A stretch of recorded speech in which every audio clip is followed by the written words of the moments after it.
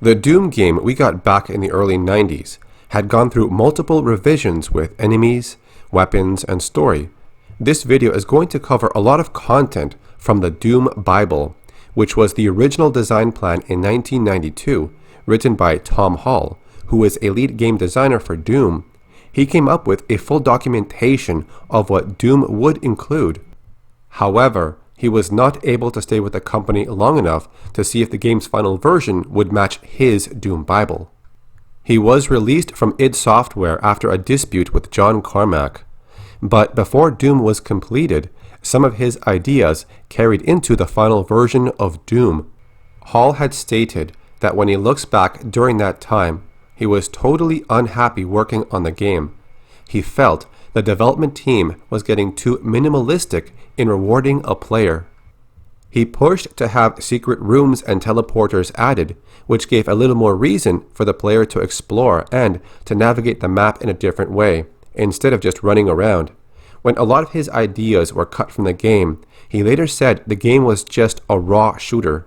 His vision was to make Doom much bigger than it was, by including character abilities, puzzle elements, environment interaction, cinematics, a backstory, and more game content. But in the end, a lot of his ideas were minimized or deleted altogether. This is a look into the Doom Bible by Tom Hall. Tom Hall's version was to include a demonstration that would look from different levels and the title screen, but there was a part where a demon face and credits were displayed. A cinematic sequence was also cut out, and along with a high score section. The game could end in one of three ways: the player aborting the game manually, like just quitting and closing the program. The player would die and no available lives are left. This would force most players to save their progress at a good time, and the last way of ending the game is simply by beating it. But since the game was supposed to have more than one character, which we can cover later on, a cinematic was supposed to play, but it was similar for all characters. The only small difference is how the players react, in one of two small face reaction shots, plus individual text. The other characters each had their own physical and character descriptions, along with their abilities. Lorelei Chan was 27 years old, 151 pounds, and around 5 foot 10 inches in height. She was a muscular, tall woman, attractive, but has strangely too intense eyes, oriental featured in the brown eyes and black hair, which is drawn back into a large knot, scar on left shoulder from rock climbing accident. She is fiercely competitive. Lorelei intimidates most people. She won her troop boxing championship, lost a bet that meant she had to pull her application for a glory post. Too late to reapply. She got this post. Married for 6 months once. Husband divorced her for irreconcilable differences. From European Alliance. No one calls her Lorelei. Her abilities were being fast and a crack shot with the pistol, but her disadvantages affected her once she was wounded. She still tends to push herself to compensate, so wounds can keep ticking off more. I think this means she bleeds until she finds a med kit, and she's not used to a bayonet. Then we have John Petro Pietrovich. He's 34 years of age, 190 pounds, and around 5 foot 9 inches tall. He's a black, balding man with thick eyebrows, missing last joint of right ring finger, and with brown eyes. Former head of security at AWR, which is Advanced Weapons Research Labs. Petro grew tired of the overwhelming bureaucracy of the UAAF. His insubordination cost him his rank, and his assignment on Taitenga was his request, made to get away from the epicenter of annoyance while finishing out his term of duty. His abilities were being good with standard shell weapons, and he can take damage. However, his disadvantages were having average speed, and he was not used to missile weapons. Up next is Dmitry Paramo, age 37, weighing in at 191 pounds and having the height of 5 foot 11 inches. Dmitry is bulky, slightly overweight, Greek Spaniard with swarthy but unkempt looks. Frizzly dark brown hair explodes and falls off his head. Dmitry is basically stuck in the low ranks of the military, but that suits him just fine. He wants nothing more from life. give him a clear objective and the chance to release aggression through the freely available high-powered firearms, and he's happy. He's good with all weapons, can take a lot of damage, but he's very slow.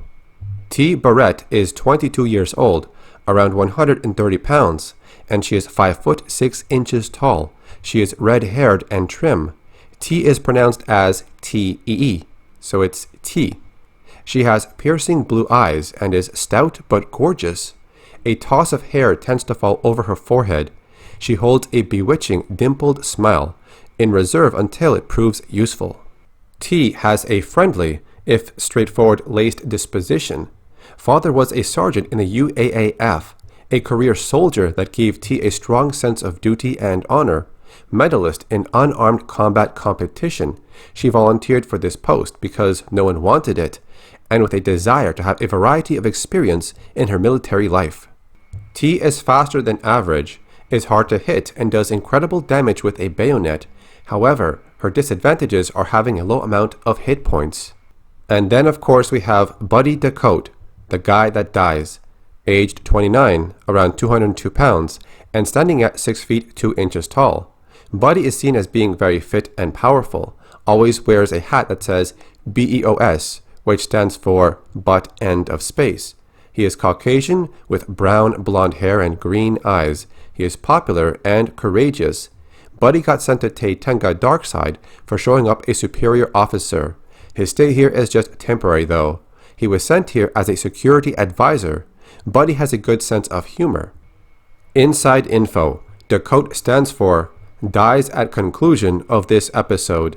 Other names that were used in the story were Roland Tragg, Warren Apiza, Taradina Cassatt, Melanie Butch Buselli, and Janella Sabando. Here's the story. Episode 1. Evil Unleashed, or All Hell Breaks Loose. You are a soldier in the UAAF, United Aerospace Armed Forces, assigned to the secondary military research base on the dark side of the giant moon Taitenga, nicknamed the Butt End of Space. You and 4 friends are having a game of cards in the hangar bay. One of your friends leaves to go on shift. When Doom was released, you can still see the name Taitenga in some wall textures. During an early version of Doom, there was one room where you could find other characters playing cards at a table, which was also taken from the Doom Bible. Meanwhile, the research team are doing experiments at the anomalies found on the moon. There is a flash of horrible light and energy, and 2 gates open at equidistant points on the moon's surface. The larger of the 2 at the light side. Everyone awake is quickly killed. One reaching for the alarm button has his hand chopped off. Briefly, your friend is grabbed, his hat falling off in the lab. Then they spread out through the air ducts and possessing sleeping people with magic. A short while later, a strange alien creature bursts into the room. What the hell? A fight ensues. Who's ever left in your squad investigates the base, where a dark tale begins to unfold. A bunch of small hostile alien creatures have invaded the base. Strange symbols are drawn everywhere in the blood of dead soldiers and scientists. The more you go forward, the stranger and grosser the walls become. On your way, you find your friend's cap. After you make it to the control lab, you also find a gate to another place in the wreckage of what was a containment chamber. On the other side, you find 2 huge beasts in a circular natural rock canyon and the remains of the lab team. Between the beasts is your friend and they quarter him. You defeat the beasts, turn to leave, only to find the hole closing. You're trapped here. You climb the rock walls and look at your surroundings from the top of this extinct volcano. Oh, hell. The actors listed in the Doom Bible was just another name for enemies or characters. These appear in episode 1. Other players that look similar, but their suits will be of different colors. This could be referring to co-op mode or the other characters I mentioned before. Their colors will reflect different weapons and in the commercial game, helmets. Demon-possessed humans. Once human, these poor folks were possessed in their sleep. Their uniforms can be palette changed to reflect a different behavior. Flying imps. Annoying little bastards. The imps come in different flavors, with later ones firing spikes and fire. Demon troops. These guys do a lot of damage up close. Later troops cast magic. Demon Sergeants. These guys do a lot more damage up close. Later sergeants cast floor-boiling magic. Bruiser Brothers. Twin terrors at the end of episode 1. These guys do the following.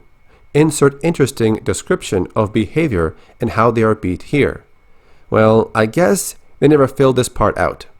But the Bruiser Brothers would later be known as the two Barons of Hell at the end of episode 1. The Barons' description in Doom's instruction manual would then be given to the Hell Knights in Doom 2, and the actual Barons of Hell in Doom 2 would be given a whole new description. During episode 1, a cinematic was to be included. A demon appears behind Buddy Ducote. The demon claw reaches out to him, and everyone catches a glimpse of the demon. As they all watch with terrified faces, the scene then fades out. The end cinematic then shows the dead twin demons. Later in the Doom Bible, there's a sound file that explains what happened to Buddy Ducote during this scene. It's possible the Barons of Hell or the Bruiser Brothers / twin demons ripped his body in half. There's a section that talks about some unique ideas for episode 1. The setting was like this.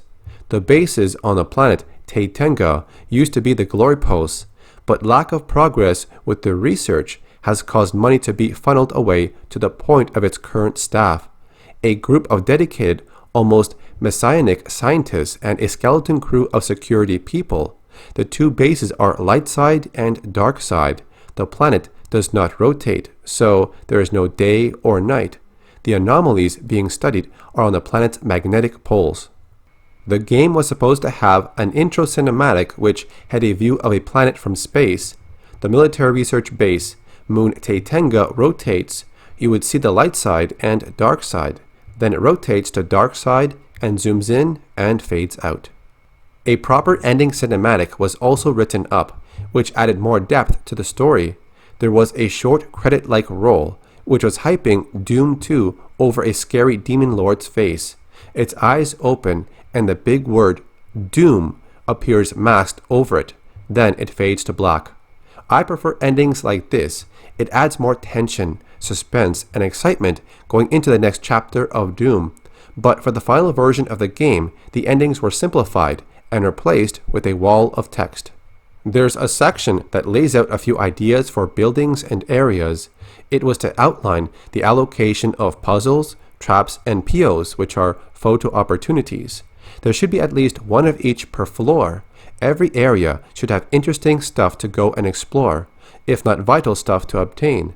Tom's plan was to make the player explore the area for a reason, and sometimes they would place Easter eggs. Tom also wanted to have different types of buildings, and their graphic description would give off a certain mood, feeling, and detail. A few styles listed here were the old, which was like a mining colony and original structures, like the shabby Jabba places in Star Wars and Aliens. The UAC buildings were bright, shiny, high-tech buildings.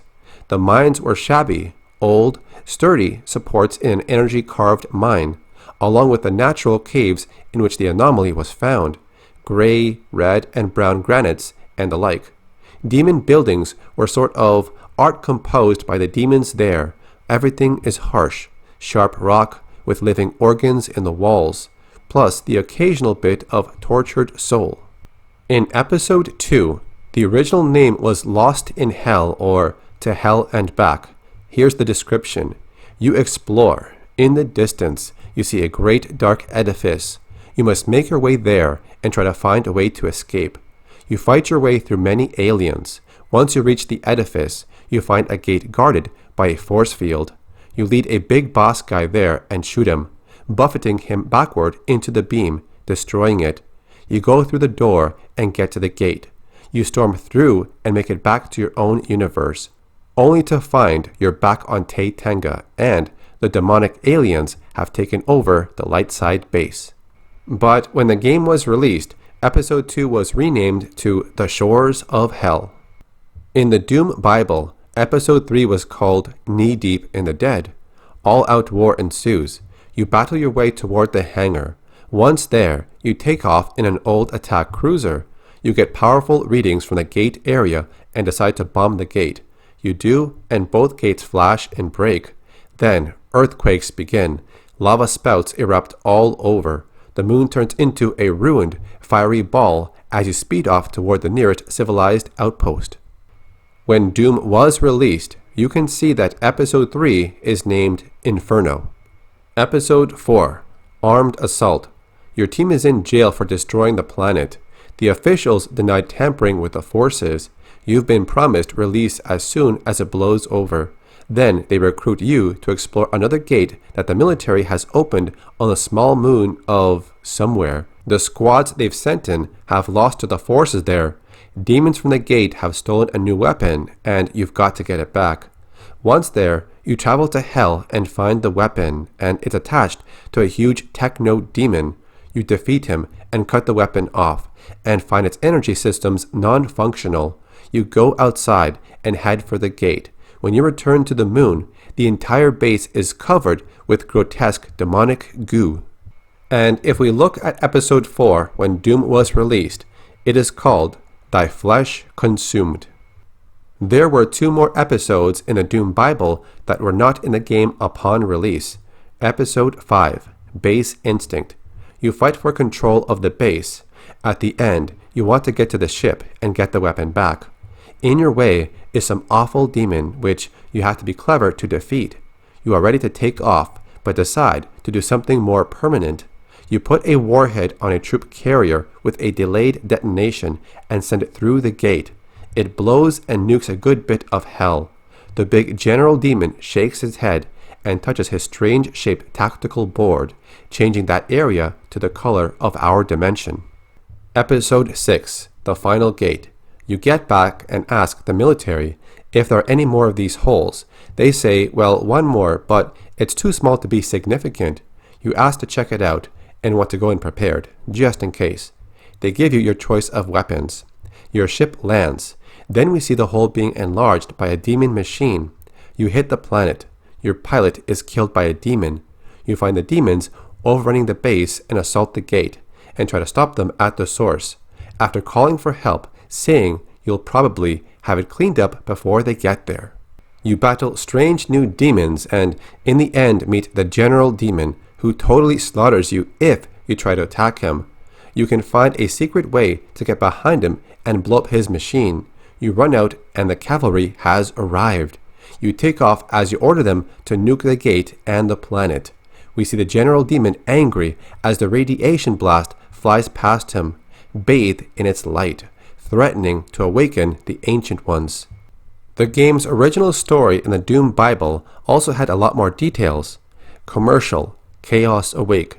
At the start of the game, we see our team on a reunion vacation. Meanwhile, the general demon is awakening the ancient demons. Back on Earth, they see the horizon change color. Switch to the general arriving with floods of demons, telling his children to go play. As the world is fighting them, you are sent as a strike team. You fight your way to the demon's palace and confront him. He announces his plan and throws you in a cage to watch the destruction. The player must shoot a machine nearby which explodes and knocks the cage from its perch. He sends a few demons to round you up. The player has a short while to act. The general demon's gate opening machine is there. You can see a gauge which he demonstrated how he can play with the aperture with a giant control atop the machine, but he only messed with it in one direction. Also, there is a gap in the machine which sparks intermittently. If you shoot a projectile into the gap, it sparks constantly, and the readout starts moving to the inverse side. The general goes, "What?" As the gate closes and the dimension starts bending inward, the ancients are sucked into the machine, and the general is sucked in after trying to fire magic at it, all with horrible giblety mess. The dimension is pulled into the machine. Once it touches the machine starts to blow. Briefly, you see the aperture gauge opening again, then there is a flash. On Earth, where the gate was, we see a big gibbety squirt from the gate which flashes from existence. After a long pause, we see the team break the surface, covered with gibs. They look at each other and say something incredibly funny. At the last, we see them horribly be-maddled. then back on vacation. See flash on horizon. They look at each other. The rain starts falling. They laugh. The end. Next up are the weapons and items. It had a knife which could be attached to the machine pistol. It does minimum damage in the front but better used as a back attack. The machine pistol fires one shot at a time. It has a knife attachment for close combat. Another weapon that fires one shot at a time is the shotgun. However, it's much more powerful and it has a wider target range with heavy recoil. The automatic machine gun fires multiple shots of pistol-level damage. The missile launcher shoots very damaging missiles with large recoil. In Episode 2, they added the Dark Claw weapon. It's a demon weapon that casts a dark cloud of tortured essence, silent but deadly. This weapon is found in earlier versions of Doom. The graphic icon for it was in the game until it was removed later on. In Episode 3, they introduced a projectile weapon. It did minimal damage but gives readouts on enemies. The probe it fires would attach to monsters and some types of devices. Its purpose was to give statistics on a creature or, in the case of machinery, potentially interfere with its functionality and destroy it. It was more like a tool, and in part of the original story, it was crucial for the plot. The general demon would use a machine to open dimensional gates to awaken the ancient demons. You would fire the projectile into a gap of the machine, and the gate starts to close, and the dimension starts bending inward. The ancients are sucked into the machine, and the machine starts to blow. The entire story was scrapped, and the projectile weapon was one of the few that was removed from the game, but an early version of the game still had the icon graphic for the HUD. In Episodes 4 to 6, the player could acquire the spray rifle. It fires multiple shots in a 600R. Not sure if that's supposed to be area or arc. Anyways, in version 0.2 of the game, there are some unused resources for the HUD. You can see an icon for the spray rifle there. You can see the BFG in there, but it was called the BFG 2704 and it was red colored. It's described as a horrible hallway scouring weapon. Damages users a bit. Awful recoil. BFG stands for Big Effin' Gun. Safest use is back to wall, distant target. The last weapon is the Unmaker in white color. Demon tech weapon that hurts pure demons a lot. Demon humans very little. Tech demons some. And it's made of demon bones. The unused icon was seen in early versions of Doom, but like other weapons, it was removed from the game. Ammo was spread out in the maps to collect for your weapons. Bullets were used by the pistol, shotgun, machine gun, and spray rifle. Cells were used by the plasma gun and BFG 2704 grenades. Missiles were for the missile launcher, and by killing humans, the Dark Claw and Unmaker would feed on human souls. Killing possessed humans or hell slaves allows the weapons to feed. However, the idea of using the souls of the dead to feed into your weapon was abandoned in Doom, but was later restored in Doom 3 for the Soul Cube and the artifact in Doom 3 Resurrection of Evil. The Unmaker would return in Doom 64, but would no longer rely on souls for ammunition, as it was stated in the Doom Bible. In Doom 64, it would share energy ammo with the plasma rifle and BFG. The Unmaker would return in Doom Eternal, but it was not as impressive when compared to the Unmaker in Doom 64. The Doom Bible also mentions a lot of useful stuff, like Stimpaks, which provide a small boost to health. It keeps you going until you can get real help. Medikits provide good bonus health. The Soul Sphere contains the life energy of a human soul. It acted like a 1-up. It could become another shape, if this seems too wolfish. The game had some treasure items you could use. A blood receptacle, which is a gold bowl used in sacrifices. A dagger, also used in sacrifices. This knife is black and red. Key gems, which drops from the true demons once they die. A very valuable item. And the Unholy Bible, which is found only in hell. This is a tome of great evil and holds some knowledge of the ways of the demons. There's also some power-ups, like the detectors or enhancers. An auto map, which maps the current area for you, retains map of where you've been. The infrared scanner allows you to see enemies through walls in the dark or invisible demons. Sonar allows you to see all exits, obvious and secret. Different armor was also written up: duty armor, guard armor, battle armor, and demon armor. Energy fields were a way to lessen damage, deflect, or eliminate certain attacks. Both armor and energy shields take damage when hit until they are no longer useful. Other protections were things like shock shield. It acts like a deflector shield, but creatures you bump into suffer electrical shock damage. The shield is temporary. Shadow cloak makes you temporarily invisible. Chaos field makes monsters nearby fight each other. Some interesting items are then mentioned below.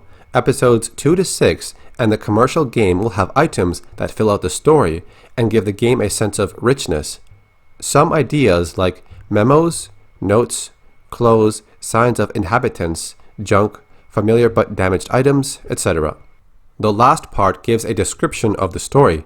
You are one of 4 off-duty soldiers suddenly thrown into the middle of an interdimensional war. Wave after wave of demonic creatures spread to the research base where you're stationed. You must eradicate the enemy and find out where they're coming from. When you find out the truth, your sense of reality may be shattered.